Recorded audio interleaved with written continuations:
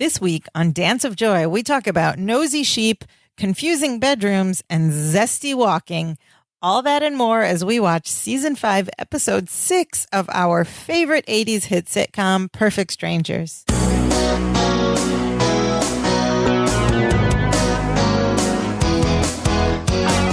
Hello and welcome to Dance of Joy, a Perfect Strangers rewatch podcast. My name is Sophia. I'm one of your hosts, and joining me as always is your co-host and my brother. What's up, Imran? Roses are red, violets are blue. I put my cell phone on silent because we have a podcast to get to.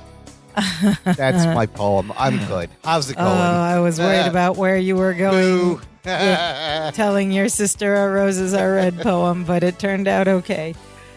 Very apt introduction, as today we are discussing Perfect Strangers Season 5, Episode 6, entitled Poetry in Motion. I love poems. Are you a fan of poems? Poems.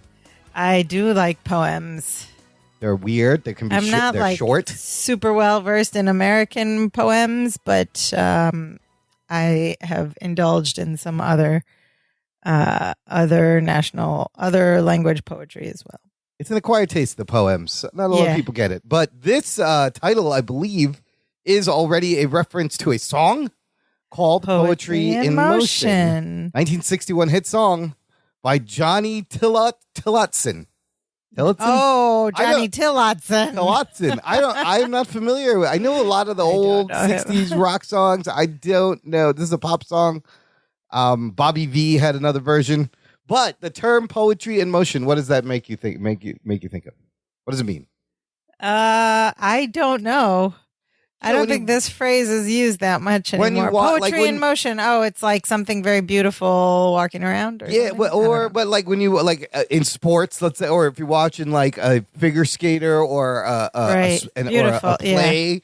And it just, everything goes perfect. You're like, a poetry in motion. Okay. Just with describing something that just looks great, looks beautiful, works. Something that's beautiful to watch. That's what the phrase. Yes. Yeah. And if you open up the TV guide, you would have read the description for this episode. Balky and Larry go poking around in the chimney and pry open a secret compartment containing clues to the work of a zany poet, Lowell Kelly. Zany? He's zany. He wrote zany poems. Oh, were they all backwards and upside down? How zany is this guy? We will find out. This episode has a very minimal cast of just our favorite two cousins, Bronson Pinchot and Mark Lynn Baker. Isn't that crazy? It's been a while since it's just Balky been and Larry, just respectively. The two of them. Yeah, nobody else. They don't need anybody else this episode. This episode's original air date is November 3rd, 1989. Now, this is a TGI Friday, also a special Friday for one Bronson Pinchot, because his first starring role in a feature film opened the same day, November 3rd, 1989. The movie was called Second Sight, starring him and one John Larroquette. You know John Larroquette from Night Court. From Night Court. And guess who it was directed by? I don't know. Well, we don't really talk about him a lot, but Joel Zwick, director of a large amount of Perfect Strangers episodes. Which makes me wonder. So Joel Zwick's movie with Bronson Pinchot is opening opposite a new episode of a Joel Zwick show. Oh my God, what do you do? Do you go out to the theater? Do you set your VCR? Do you buy a to record VCR? This? Yeah. Then you got to learn how to set the timer. But wait. Before we stress about all that, I want to know how good this movie is. Apparently Second Sight. It's not very good at all. In fact, on Rotten Tomatoes, has a 0%. We should watch it and review it here's anyway. The thing. There's 6 reviews on it's out of 6 reviews, which really isn't fair. It's an old movie. Audience score 30%. Yeah, no, we should watch it. I bet it's not good at all. Maybe for our write it down for our season break special. We will review Second Sight with John Larroquette at Bronson Pinchot. That's a great idea. Okay, stay tuned, everyone, till the end of the season. Because from my other podcast, I know sometimes it's tons of fun to talk about a horrible movie. It can be some of the most fun ever. Yeah. Okay, so big night, November 3rd, 1989. And Perfect Strangers, of course, is streaming for free on Amazon Freevee. Anybody can go and watch all 8 seasons. You don't need any special account. It's on Amazon Freevee. Just one small commercial break in the middle of every episode. It's brilliant. Okay, so poetry in motion. Let's get into this episode. We begin in the basement of the Chicago Chronicle. Of course. And Balky is at his mail table. It's like that big table, right? And the table is covered with books and papers and files and different stacks all around him. And he's hard at work taking notes on something. Larry knows exactly what he's hard at work at. He comes by, asks Balky how the research is going. And Balky says it's going great. And we're left wondering, what is he researching? What is happening here? So thankfully, Larry says, what have you got on Carl Sandburg? What about Robert Frost? Oh. And Balky's like, no, I don't have anything about those two yet. So Carl Sandburg and Robert Frost, of course, being poets. Those are poets Very who write famous the poems. poets, American poets. Yeah, okay. Getting some clues. But Balky doesn't know anything about them, which leaves us wondering, what are all these books? And Larry asks the same thing, and Balky says that he is researching Lowell Kelly. Okay, another poet, I guess. But Larry doesn't seem very interested in Lowell Kelly. He says he just needs background on the poets whose manuscripts are going to be auctioned tomorrow night at Beardsley's, whatever that is. It sounds like a Beardsley's fancy is like place. Sotheby's. Beardsley's. And he says, don't waste your time on Lowell Kelly. He's a minor poet. Okay. Whoa, Larry is so quick to judge. And Balky says, minor? You mean his mama had to give him permission? A minor poet, like underage. I thought he was going to go with like minor in a cave joke, but he went the other way. You could have done that too. Either one. Larry explains, no, he's not underage. He means that his Kelly is not as good as Sandburg or Frost. Okay, so Larry's not a fan of Lowell Kelly's, but here I guess he's got to write an article about those poems being auctioned off, and Balky is helping Larry research a story. Like, I think this is the first time we've ever seen this. It's very interesting. No, he's had contributing byline before. Well, he did defuse the bomb last episode. No, but even before that, he helped research that one other story a while back. Balky's a good researcher. I like that he's working for Larry. And Lowell Kelly, I believe, is not a real American poet. No, I think they just made him up. According to the Googles. Yeah. Which is funny because Lowell Kelly sounds like one of the great American poets. Does. It's a great Lowell Kelly. So I wonder what the backstory is. If anyone has any intel on that name, Lowell Kelly, let us know. Okay. So Larry has just told Balky that Lowell Kelly's not as good as the others. And Lowell Kelly sucks. Does he? Lowell Kelly Who knows? And Balky objects. He says, cousin, I beg to take issue. I love Lowell Kelly, and now I know even more about him. I love him even more. And Balky says, did you know that he used to hide his poems? And Larry, still being Larry and judgy, goes, that's what I'd do with them. Oh, my God, Larry, let's see you write some poems. Just dismissing all forms of art all everywhere. And Balky explains what he learns from his research, that Lowell Kelly said that it was an extension of the hidden meaning in his poetry. And one time, his editor had to go on a scavenger hunt just to find the poems. And Larry's still like not moved. He's like, my editor's going to hunt me down for my replacement if I don't finish this story. And Balky says, question, why would anyone hunt for scavengers? Scavenger hunt. He goes, I mean, they're ugly. They smell bad. They're not very good eating, except perhaps a very young buzzard. Oh, young buzzard is tasty. A lot of information there. What is he talking about? Well, scavenger animals, You're right? Like I know, vultures but and buzzards. How does he know these things that they smell bad? Well, because he says his mama good. used to have an excellent recipe for baby buzzard with basil, and then he does a chef's kiss. Because it's just that dish was delicious. Young buzzard with basil. Oh my God! I love the alliteration too. Yeah. Baby buzzard with basil. Buzzard with basil. And then Larry goes, Balky, I think you need to take a break. You accidentally wrote down that Lowell Kelly lived at our address. Right? What? And Balky's like, what? I did? This is weird. He checks his notes. He goes, cousin, no. I didn't make a mistake. Look at this. Lowell Kelly used to live at our address. And they give the address, 711 Caldwell Avenue.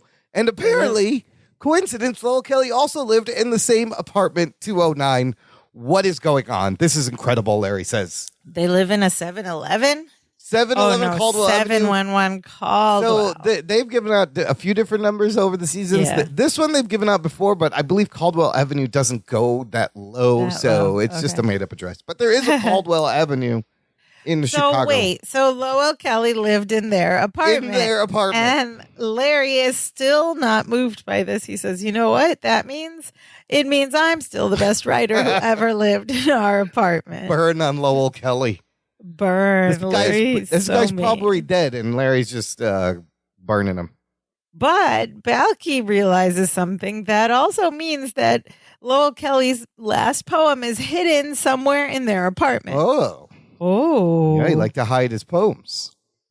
And Larry says, let's do the world a favor and let it stay hidden. Of course. Man, he's so mean. Larry does not care about this poem until something comes up, and he wants to go to lunch. And as they're leaving, Balky goes, cousin, some people like Lowell Kelly's poems. Listen to this. In 1974, a Lowell Kelly manuscript sold for $5,000, and now he has Larry's attention. Larry turns and goes, Larry. $5,000. And Balky, though, does not like this. He goes, isn't that disgusting? Putting a price tag on a great work of art. It's like painting chest hairs on the Mona Lisa. So from Balky's point of view, like, selling art is bad, but Larry is stuck on $5,000 for a poem. Larry is so moved by money, even the greed small monster amounts. Yeah. is starting to emerge from Larry, and Balky tells him if it was signed, it would have been $10,000. What? And Balky heads for the garage, and now Larry has to break away. Larry's like, I'm gonna work through lunch. Can you get me a corned beef sandwich? And here we find out a little detail about what Larry likes to eat from this is weird, yeah. lunch. And Balky goes, okay, one corned beef, very lean, cut it in the middle and slice diagonally, coming right up. What is cut it from the middle and slice diagonally? Yeah. I'm not sure. I don't understand what that means. Cut it in the middle. Larry likes his lean corned beef sandwiches. Yes. So Balky leaves, and then Larry, once Balky's gone, Larry picks up the phone and calls Beardsley's auction house and asks them that if a Lowell Kelly manuscript brought in $5,000 in 1974, how much would it go for today in 1989? And then we just see Larry's his face react. And we hear him go, $25,000. Oh, my Lord. Oh, my Lord. $25,000. Lowell Kelly, unpublished, is very, very rare and very valuable. Yeah. Who knew? And then we cut to the next day, and we're in the apartment, and this is hilarious because the place is a mess. They are going through, we see the kitchen, and all the pots and pans are pulled out. They're sitting on the table. The fridge has been moved. The cupboards are bare. The shelves are empty. There's stuff on the floor. Balky comes out from behind the fridge. Dirty. He's got a smudge on his face. While Larry is got a bunch of papers in his hand that look like blueprints and floor plans, right? Mm-hmm. And Balky comes back to me and goes, well, cousin, no poem book back there, but I did find my Myposian microwave cookbook that you said was stolen.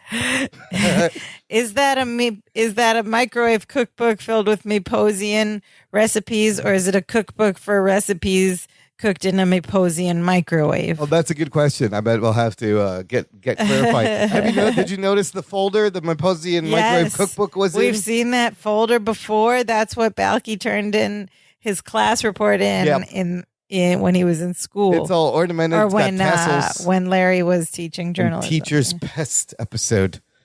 So he's repurposed the folder.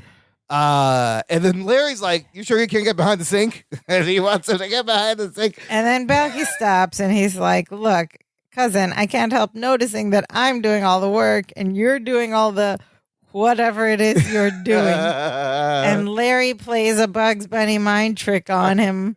He's like, all the work, Balky, who went all the way downtown to get the blueprints? Who stood in line for 10 minutes?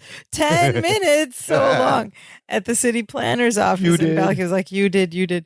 And he goes, who left a $5 deposit for the blueprints? And then Balky's like, okay, you're right. I'm sorry for being so petty. Oh, he even makes him apologize. And Larry's like, that's okay.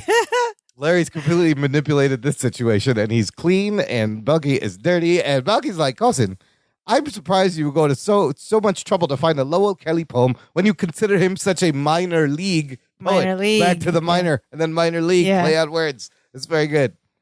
But Larry's No, but you can. People say minor leagues. yeah, that is like they use that all the time. A phrase, yeah. This minor league. Widespread baseball pun or whatever sports. Pun. Minor league poet gets the word across, but I like that he calls back the minor. And Larry is trying to hide his greed still from Balky. He says, after our talk, I realized that his poetry has value. And he makes it all floral. He's like, I realized how a few simple lines on paper can enrich a man's life. And so he's like trying to be the good guy who just wants this poem to be in the world. And in fact, Balky says, cousin, isn't it wonderful that we're going to find a poem that will bring the world such happiness? And Larry's like, happiness, right. Okay, yes. Moving on. And he blows it off, and they go over to the fireplace, and he's like, let's check the mantelpiece. Maybe there's a loose tile, secret compartment, and he starts feeling around the mantelpiece as Balky kind of collapses on the chair next to the fireplace because he's been doing all the work and he is tired. And then I love this. This part is so hilarious, this exchange, because Balky goes, cousin, amigos, whenever I had anything I wanted to hide that was valuable, I used to just shove it up the chimney. Shove it up the chimney. And Larry goes, shove it up the chimney. And Balky goes, just shove it up the chimney. That's just the way they said it. The way he just goes, just shove it up the chimney. And Larry's like, Balky, this isn't me, post. We can eliminate the chimney. And then Balky goes, cousin, want to kill you to look up the chimney? It was like a weird exchange. They kept saying chimney and shove it up the chimney. It was so funny. I don't know why. The chimney. I don't know why maybe left the chimney. So Larry's like, okay, I'll look up there. And he gets on his back and sort of like backs his head under into the fireplace. So he's laying down, looking up the flue, the chimney flue. And then we hear him go, and you just see like his chest down outside from under the fireplace. And then he goes, Balky, there's something here. Oh boy. And he says, hand me the poker. And Balky's like, no, it's not a good idea to go poking up in the chimney. But it was Balky's idea to look up there in the first place. He didn't say go poking up the chimney. He just said, look, I shove it up the chimney. Larry, of course, he's like, I know what I'm doing. Hand me the poker. And Balky's like, no, cousin, no. Balky's like, cousin, I know more about chimneys. He's trying to tell him, I know more about chimneys. And then Larry just goes, Balky, hand me the poker now. He just yells at him, and Balky slowly goes. And Balky slowly takes it and hands it to him, and he's like, bo, bo, bo. I love that. He goes, bo, bo, bo. And then this is great too. Larry's poking up the chimney, and Balky's super frustrated and mumbling to himself in the posing. He gets up, and he's like, "Balky, stinky, uppy, dinky, I'm going up the chimney." And he goes, and he comes back, and he has a green towel, and he's still muttering. He just gets up, goes to get a towel, and comes back. He's muttering in Meepos. It's so funny. And Larry's like, "There's something stuck to the side of the chimney." He's still looking up. And you hear him banging the side with the poker, and Balky like comes back with this towel, sits down, and Larry's still banging, and Balky's still grumbling, and he just puts the towel on his lap and just like crosses his hands, just waiting for the thing to happen, twiddling his thumbs. And Larry, you just hear Larry go, "If I could just pry it, but I'm getting it, I got it." And then all this soot, of course, in the classic sitcom, you see two things fall like right next to his head, and then a pile of and soot, then all this like ash and right soot on top of him coming out onto the carpet. He's like in his work dress shirt. It's all covered in gray ashes. The it's in the apartment. Is dying. It's so funny. And Balky's just sitting there with this like, I knew it look, ready with the towel. And then Larry slowly takes his hands out to the edge of the chimney, and you see they're covered in soot. And he scoots down, he pulls himself out, he sits up, and you just see this pile of soot fall off his face, is dying onto his shirt, and he's covered in this like dark green. It's like green, right? It's like this dark green hue like ash of ash. And he opens his eyes, And so you can see his eyes, his mouth is closed. He's completely straight faced. Like, and Mark would make his focus. And everybody's dying. Everybody's dying. It's so funny. He's just sitting there. Well, he looks like the Incredible Hulk or something to me. Like kind he's of, changed, yeah. or he's wearing makeup. He holds his hand out, and Balky's like, one of the reasons it makes such an excellent hiding place is no one in their right mind will go poke it up inside it. And he gives him the towel. Stretches that out with satisfaction. He just looks at him for a long time. Yeah, he's just sitting there. It's so good. And so he gives him the towel, and Larry tries to wipe his face, but like all this soot just like falls off. It's pretty gross. His face he wipes his face, but it's still covered. And then he looks back and he's like, and he sees that one of the things that fell down the chimney was his brick. And he's like, oh, I was lucky. I could have been hit in the head with this brick. And then Balky looks on the other side of him. He goes, or worse. And he reaches into the fireplace and pulls out this box. And he goes, or worse, with this tin box. You could have been hit with this tin box. What? And at first, Larry just was like, yeah. And Balky tosses it back in there. And then Larry does a double take because he heard what he said a moment later. And you see his eyes open wide. Oh my God, his eyes are great because panicky. there's so much more white compared to the dark set. It's so funny. Then he's like, Balky. And then he turns around, he grabs the box. He's like, do you know what this is? And Balky's like, it's a tin box. It's a tin box. He's like, no, we found the Lowell Kelly poem. Oh. And then we fade to black. End of Act 1. Whoa, they found Lowell Kelly poem. What a scavenger hunt. Listener, join this conversation. Join our Facebook group, where I post threads of every episode we're going to record ahead of time, so you can leave your thoughts, comments, observations, memories. We will share them on the show, and you can meet other Perfect Strangers fans, Stance of Joy podcast listeners. It's a fun space to geek out about Balky and Larry. Okay, so we start Act 2.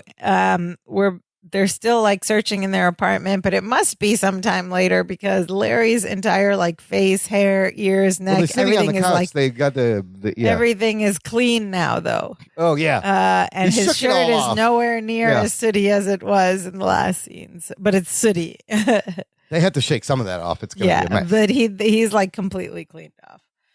Anyway, they're on the couch and they have this tin box and they pry it open and pull out a piece of paper, and Larry gets ready to read this masterpiece, the Lowell Kelly's final poem, this thing that's going to bring happiness to the world. And he reads, roses are red, violets are blue. If you want my poem, here's what you do. Oh, boy.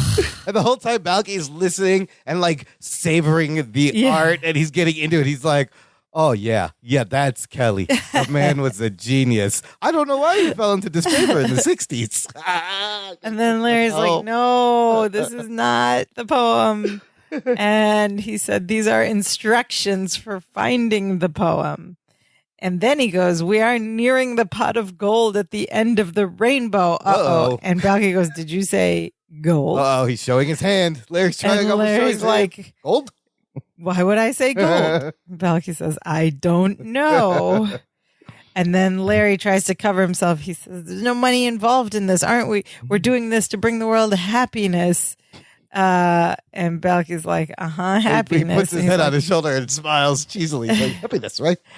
And he's like, help me find this poem. And so then they read more from the instruction paper, Lowell Kelly's instructions. And some great physical comedy coming up. Yes, this is great physical comedy. Larry reads, from the front door with zest, first you take 10 paces west. So they both look at each other, then they run to the front door and put their backs against the front door facing into the apartment. And then he reads again, from the front door, 10 paces west. And Balky goes, it says with zest. And Larry goes, with zest? With zest. 10 paces. And it then, says with zest. What does with zest look like? Yes. It looks like them leaning. They look like cartoon characters. Yeah. It's like a Groucho Lean Marx. forward at the hip. March. Yeah, right? And they're like, so they're together in unison, walking 10 paces across the living room into the kitchen. But it's so funny because they're like, 1, 2, 3, 4, 5, 6, 7, 8, 9, 10, leaning forward like they're just drawn forward cartoons. At the waist. So good. It's very funny, and they're synchronized. So they take 10 paces. That gets them to the middle of the kitchen. And then he reads 5 paces north, now 5 more east. You're getting close to a poetry feast. Lowell Kelly is pretty annoying. He's killing it with these. Yeah. So they go 5 paces north, and then they both point their fingers in opposite directions. Well, yeah, Larry points left, which is incorrect if that was west, and Belky points right, and then Belky corrects Larry's hand this way. Larry doesn't know it's north and it's south and the west and east, apparently. He's crazed Larry at this point. Yeah. Oh, he's the green monster. So they go 5 paces to the right. Is downstage towards the camera, right, into that little side room. Now 5 more east, so they face into the apartment from the window area, and they go 1, 2, 3, 4, 5. But the 5th step is on top of the coffee table. It's so great. And they both step up at the same time. Yeah, what do? They don't move the coffee table. They just step right on the coffee table. It's so good. 1, 2, 3, 4, and 5 up onto the coffee table. So they're on the coffee table, and the next note is great because he's standing there, and Larry goes, 6 spaces south. Please be meticulous. And Belky goes, Of course we will. Don't be ridiculous. Yeah, so good. So funny. I laughed out loud when he did that. I was like, that's not part of Lowell Kelly. That's not part of the poem, but it works. The rhyme. That's not what it said. I don't know what the real line is. So they turn to the right, and they go 6 paces south, which should be upstage, but there's a sofa there. So they drop down 1, then step up 2, and then jump over 3, 4. And they get to 5, and they walk into the wall next to. They just walk over the sofa. Bookshelf. Yeah, they walk over the sofa, and hit the wall next to the bookshelf. And Larry's like, "Wait a minute!"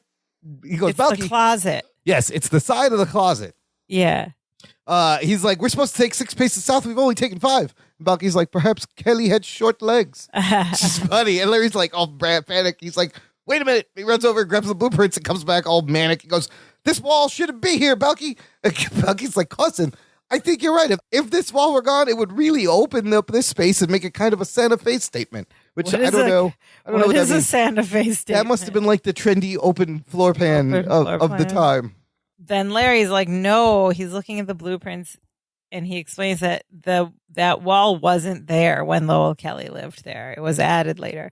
So he's like, we need to go 1 more step in that direction. And he goes, I'm going into the closet. So he runs around opens the closet, goes inside, and then he goes 6, counting the 6th pace. And then he reads 5 paces east, and you will be in the presence of poetry. That doesn't rhyme. Counts. No. Come on, Lowell. So he takes 1, 2, 3, 4. That takes him from inside the closet to the hallway. And then right after 4, in his face is Balky's bedroom door. So the 5th step is in Balky's bedroom, which means the poem is hidden in Balky's bedroom. The poem is hidden in Balky's bedroom, and they open the door, and I think for the first time ever, we're in Balky's bedroom. Have we been in his bedroom before? 5 seasons in? Maybe. I can't remember. Anyways, we have to pause right here and describe this bedroom. Oh my God, we are inside Balky's bedroom. It looks like a Meposian Culture Museum. It does. He's got on his bed. Oh my God, there's so many things going on here. There's like a giant plate hung over the door. The bed has wonderful blankets and some kind of Meposian doll and tapestry and a fluffy pillow. But then above, there's like, what is this? What do you call that? There's a canopy. A canopy attached to the wall with like a mosquito net hanging around it. Some kind of what is that? What is that? It's like a drapery like a bed dressing or something, covering the head of where you sleep, which is crazy. Yeah. And this giant wall tapestry hung on. This room is also very big. And there's stuff on the shelves. I noticed things. These ceilings are really high. Does this even fit in the apartment is big. Is it this big? This is a giant room. Yeah, stuff on the shelves behind the door. Very lovely decorated Meposian. It just looks like a Meposian Culture Museum in a room. He's got little horse, stuffed animal horse tapestry things. Yeah, I don't know there's all sorts of things. So Larry is a little surprised too to see all this, and he looks around and he goes, "Every time I come in here, it's just a little busier." It is a little busy. He goes, "Thank you, cousin." And he says, "I like to think of my room as a work in progress." And then he's like, "Oh, by the way, I want to show you something." And he takes Larry over to the wall where there's that giant tapestry covering a good bit of the wall.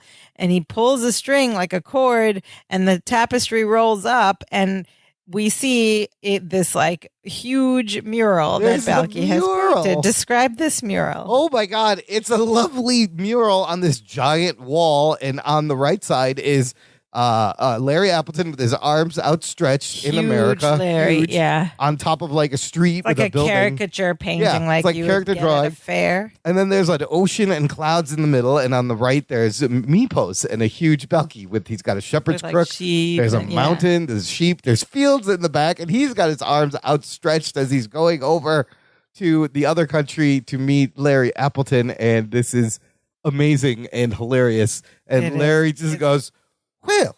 And he moves closer. He goes, Balky, it's big.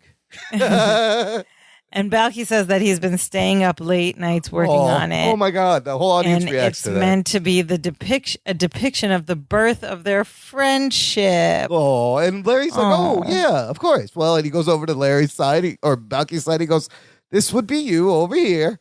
And Balky's like, the sandals gave me away. Oh. And then he goes over to the other side and he goes, and this person with no lips would be me. It's just great. I love when they make a lips joke about Mark Lipmaker. Yes. And Larry's just like, it's very nice, Balky. Let's find this poem. And he just wants to find the poem. And Balky's like, cousin, I'm so happy you like it because I put my heart and soul and 6 months of sleepless nights into painting it. He goes, actually, there was one night when I fell asleep against the mural.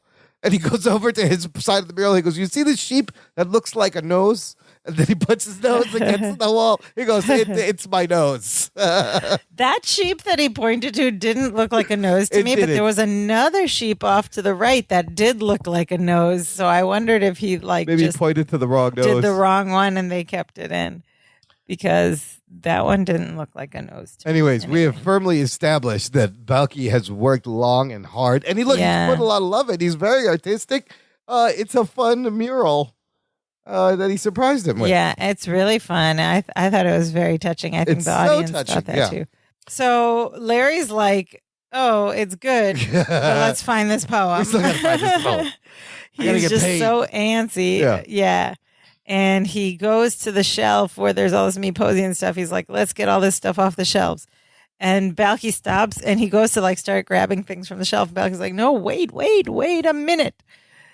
And he says, you are about to touch a rare, complete set of Moogly carvings. A rare, complete set of Moogly carvings. You can't just grab them, I guess. These things look like paper mache painted little animals, creatures. Right? Little, like, with like a pointy beer, limbs. like a bull, or but I guess they're supposed to be like carved out of wood. Rare, complete set of Moogly carvings. Great, so Larry's like, Moogly. Okay, you move them then, but we gotta hurry. Yeah.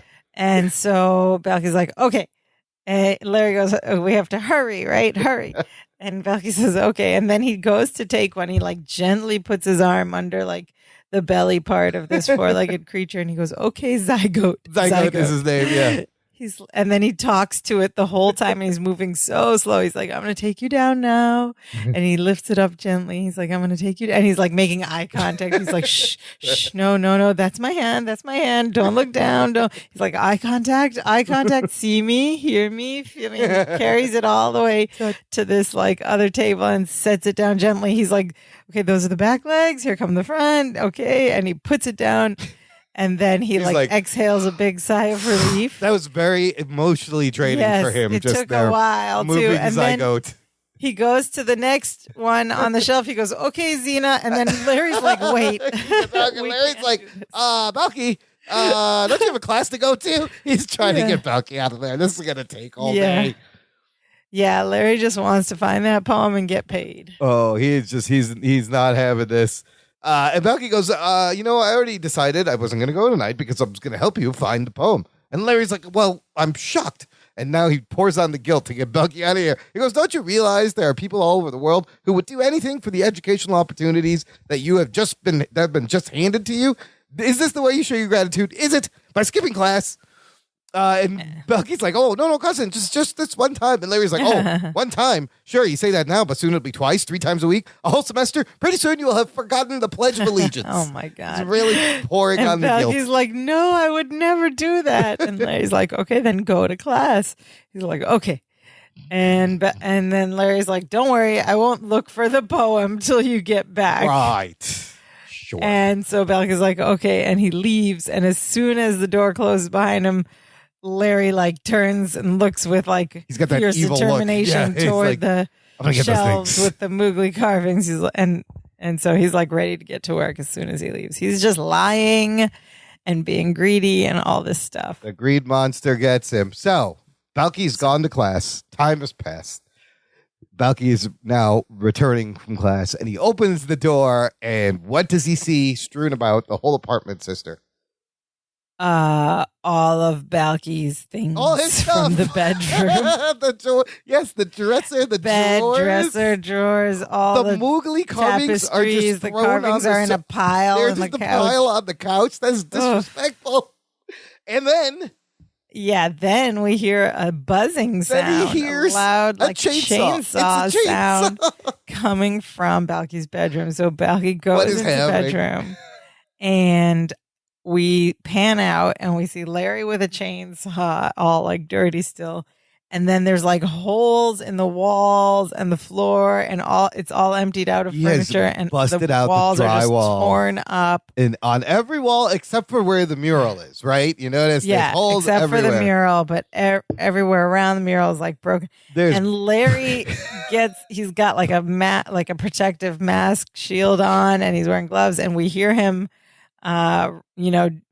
rev the chainsaw, and then he cuts into the top of, there's like a wooden bench window seat thing. Yeah, right by the window. And he's cutting it in half for real. Saws right like through on the it, show. puts the chainsaw down, pulls up the pieces and throws them aside. There's like an empty space. It's like a little cubby with an empty space. There's nothing in there. And then he's like... Balky has watched all this and walked up next to him, and he turns on and he goes, Balky, I didn't think you'd be back so soon. He is, you know how on those home flipping shows where they do the demo day? Yeah. This is what he's done to Balky's bedroom. Yeah. But he was actually cutting that wood and ripped that thing open. Real chainsaw and perfect strangers. I know, that's crazy. He goes, I didn't hear you. I didn't hear you come in. Balky's like, what have you done? He goes, I just thought I'd get a jump on things. No need to thank me, he says to Balky. But no Balky need to thank is so upset, like genuinely upset. He's like, and Balky's like, Larry's like, Balky, I know where the poem is. And then Balky's pissed because he's looking around. There's holes everywhere. He's like, where, cousin? Where could it possibly be? You've torn up every wall. The only place it could possibly be. And then he realizes is behind his mural is the only place that hasn't been torn. And Larry has grabbed a sledgehammer at this point. Yeah, and he's like, readying it. He's ready to go. And Larry's looking at the wall, and Balky's like, no, cousin, no. And so Larry swings the sledgehammer back, and Balky throws himself against the mural, saying, don't destroy my mural. He puts his arms up, like protest-wise, like standing with his arms over the mural. And then Larry drops it and goes to the other side. Oh, and then he goes, please, please, please. He goes down on his knees and grabs his hand. He goes, please, cousin, don't destroy my mural. I put my heart and soul and nose into it. Which is a great line. And Larry's like, you can paint it again. Think how much better it will be the second time around. And Balky's like, I can't paint it a second time. It was done during my blue period, and I think that's past. See, that's a very Picasso joke there. Oh, you don't boy. get it. These artists had periods. Picasso had a blue period.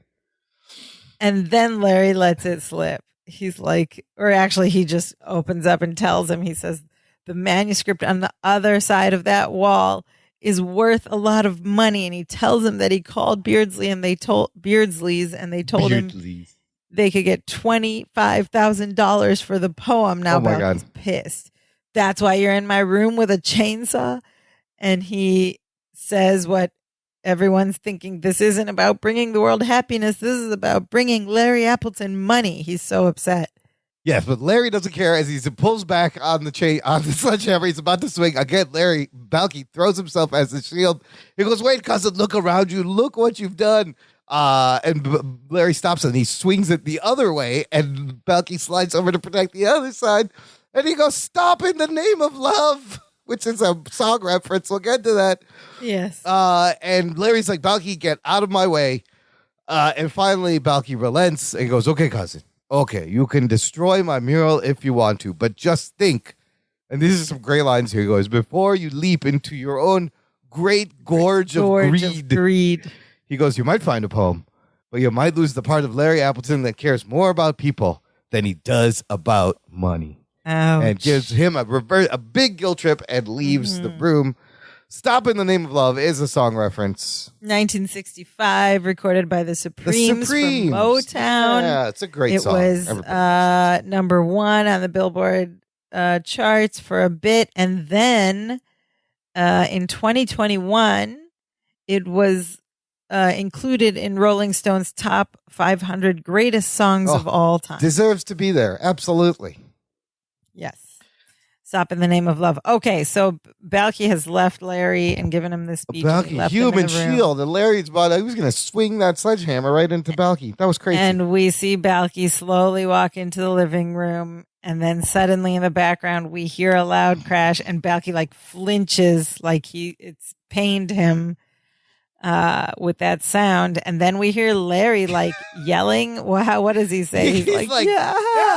And it's kind of you don't know if it's... You're not sure if it's happiness. Could be joyful. Yes. Yeah. Or pain or what. Or painful. But it was ambiguous enough to make it sound like he smashed the wall. He found the poem. And Balky is just hunched over by the sofa. Larry slowly walks out. Limps over to the couch and goes, Balky, I didn't destroy the mural. What? And Balky's like, you didn't. And Larry's like, I couldn't do it. And Balky hugs Larry saying, thank you. Thank you. He goes, I'm so happy, but why were you screaming? He goes, I dropped the sledgehammer on my foot. So it was and then Balky goes, cousin, I'm so proud of you. And Larry goes, I didn't do it on purpose. Meaning chopping the sledgehammer. Which is a reversal of now Larry's reacting to the wrong. Yes, usually being it's Balky literal. in that position. Yeah. So he goes, no, I'm proud of you for resisting the great gorge of greed. And they go and they sit on the couch and we hear our lesson time music, and Larry admits that he went off the deep end again, and it was just from pure greed. And they're each repeating each other. It's really funny. Yeah, he's kind of talking to himself, admitting this, and he goes, sometimes, and Balky finishes, you just get greedy. And Larry's like, I get greedy. And Balky says, you just lose control. And Larry says, and I lose control. And then they flip it. And then Balky goes, but you know what, cousin? And Larry goes, look on the bright side. Balky goes, look on the bright side. He's like, you were lured to the edge of the great gorge of greed, but you didn't fall in. And Larry's like, oh, but I go up to the edge, don't I? And he says, why is that? And Balky says, maybe you like the view. And then, so there's they're sitting at the couch. There's all this stuff from Balky's room all around them, even on the coffee table. And there's this drawer, this dresser drawer on the coffee table in front of him. And there's a little piece of paper taped to the back of it. And Balky sees it and he's like, cousin, what's this? And Larry gets excited again. He snatches it and he says, it's Lowell Kelly's poem. Oh, my God. So maybe they're going to get paid after all, $25,000. Anyway, Larry reads, if you've made it this far, you're quite a mover. Now buy a ticket and go to Vancouver. Oh, no. And the whole audience is like, What the heck? That would, if it ended there, that would have been a perfect poem. There's 2 lines to this. Yes. Oh, bring a rifle, a net, put a smile on your face. You'll need all of these for your wild goose chase. Uh-oh. So funny. And Larry is just aghast. Meanwhile, Balky's doing that thing again where he's just like he's drinking a fine wine, enjoying every word, and he just goes, beautiful. It was worth the effort. Larry's like, what is happening here? No poem for them, and roll credits. Listener, check out our TeePublic shop. Visit dancesjoypod.com/shop where you can pick up fun t-shirts, hoodies, cell phone cases, mugs, travel mugs, all with our logo. And you can support the show that way and get some cool swag. danceofjoy.com/shop. They didn't get paid. I thought they got very close. I thought I was with Larry. I was rooting for him. Got very close to it. That would have been a nice thing at the $25,000. end if they did find it, but then we'd have so many more questions. I wonder how much longer the scavenger hunt will go on if you actually go to Vancouver and try to track that would have been down. a funny episode too. Maybe this could have been a two-parter. They go to Vancouver. But what's the lesson that Larry learned? Just that he gets greedy and goes off the deep end? Just that he just loses control and can't control himself. It should have been like one more step, like actually appreciate the beauty of poetry for what it is. Instead of trying to get rich off of it. And Right. I thought it was a funny setup. It's a pretty good premise. Just the fact that it's just the two of them carrying all of it. It was great. And the mural. And the mural was fantastic. So there was some interesting, like, touching moments that we learned about Balky. They can just wait till they're ready to move out of the apartment and then look for it behind the mural. No, but it's not there. It's in Vancouver. Oh, that's right. That's right. It's not even there. That's right. It's not there. Right. Okay. So good thing he didn't ruin the mural. Some good wordplay and good physical comedy and good Larry, And doing the right thing after doing the wrong chimney thing. soot. The chimney soot soot. bit, it was just super funny. That's never not funny. Yeah, but then he's like much cleaner in the next scene. But yeah, chimney soot. And the fact that Balky kind of like knew it was going to happen and set him up for it in the first place. Pokey stinky up the dinky. Yeah, it was a fun episode. I enjoyed it. Nothing like super deep. Well, a little bit of super deep about their relationship and this mural. And we learned some Meposian things about Moogly carvings. Larry would have smashed that mural. You know what you could? I was thinking, just cut the drywall off around it and then take it off and put it back on later. Yeah, because how are you going to save that mural anyway? Yeah, you're going to have to paint over it when you move. Just get drywall, cut it out. That's fine. It would have been fine. Nobody thought about that. What did our listeners think of this episode? Okay, well, let's start with cousin Nicole Stoner. She mentions another cousin of mine. She says, Cousin John said it in The Good Skates, but it bears repeating. Poor downstairs neighbors. All that synchronized stomping and furniture tossing and chainsawing. Oh my gosh. Yes, I was. Yeah, you're surprised. I was thinking about that. I was like, oh my God, the people, what must they think? Is he cutting up a dead body with a chainsaw? Yeah, for real. What is happening up there? She continues saying, I'll give Larry credit for not destroying Balky's possessions or the mural. And although Balky brings up a valid point about Larry's greed, Larry's selfishness still cruelly crossed the line by destroying Balky's bedroom. We know this is a sitcom. We know it's in character of Larry, but Balky's initial reaction of a silent, shocked facial expression says it all. Hope their safety deposit covered the repair costs. That's also a good point. Yes, when he walks in and he sees what is done to his bedroom, I would have been so mad. Like, we've gone off the deep end. Right. But he doesn't do it. Like, I thought he did when we heard that smash for a second. Right. I was like, man, it's a beautiful piece of art, and he was going to destroy. Yeah. Cousin John Adama checking in, he says, does this room make sense based on the rest of the apartment? I feel like it actually takes up most of the hallway and living room. Wait, that window makes everything worse. Yeah, but it probably does. The layout. But Larry has the blueprint. So wait, there was a window in there? In there, where he was chainsawing. Yeah, on the left side, right. Yeah, that doesn't make window. sense. Because that would be the hallway. Yeah. Don't think about it. John continues saying Larry seems exceptionally cruel in this. He may not cross the line, but he seems colder than in other episodes. It's true, he did. Money makes him go cold. Cousin Nicole felt like he did cross the line. And John, speaking of the safety deposit, he says there's no way they're getting their deposit back. At this point, they have caused so much damage in the building. Yeah.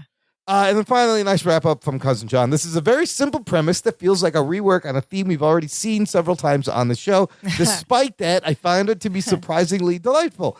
There aren't really any surprises, but they absolutely deliver at every beat. Maybe it's because I prefer episodes where the focus lies more on their relationship rather than those where Meepos just gets goofier and goofier. Yeah. A solid A for me and a great episode for a first-time viewer. Wow, we haven't had an A from Cousin John in a while. He's got a point. It's a nice, clean, setup, right? You could just, anybody could drop in and watch this, and it's hilarious, and you get it right away. And you learn about Meepos and stuff. That's right. And their origin story a little bit. It's a good, one-off standalone episode. Yeah. Yeah, I agree. It was nice. It's a good one.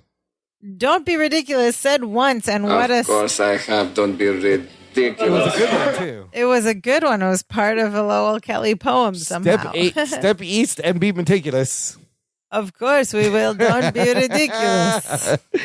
I mean, with all the empty shelves and things strewn about, they couldn't find a place to stick in Dimitri sheep. Stuffed Demi Palki stuffed sheep. Could have been laying around somewhere along with the Mowgli set of rare Mowgli carvings. That's right. Dimitri could have had a poem in his hand or something. Nope. Okay, now it's time for the segment of our show that we call Perfect Strangers Today, or PS Today, in which we discuss, would this episode hold up today? If we wanted to remake this story today, could we do it? What things would have to change? What things would stay the same? What are your thoughts? Well, I'm of two minds because, first of all, the rare artwork hidden in homes is still, people are still discovering. Yeah, things. that's right. Remember there was that photographer lady in Chicago who shot like all these photos back in the 40s and 50s, and they were amazing. And she was really old, and I think she passed away, and they discovered all these just amazing... In the walls. I don't know if it was in the walls, or but something. You could absolutely, whether it's a poem or a painting. Yeah, that's right. I mean, Only Murders in the Building. It was kind of the plot of that. You could still call an auction house and get an estimate. They still have auctions. It would probably be a lot more than $25,000 today. Yes, yeah. And it could be, so even would a poem work? Like a famous poem. Yeah, it would still work. Like piece of by an paper. American poet. I mean, it could actually hold up. But I mean, dude, anything. Yeah, even like a grocery list by someone famous. That was like a signature of someone famous that lived in your apartment would be worth money. So absolutely, you can still do it. But then the other part of me was like, if you wanted to update it, it could be about like NFTs. Yeah, like it could be an rare NFT. and you have to go on like an internet scavenger hunt. Yeah. And he ends up deleting everybody's emails or something. That sounds so obnoxious. Right, I don't something like ridiculous like that. I would like it. I would keep to the poem in the walls. Yeah, because it has to, like an NFT wouldn't threaten, tearing up the walls. Right. You would, it's not as, you'd be tearing up like digital walls, really but it's not, unless you're like in virtual reality, it'd be dumb.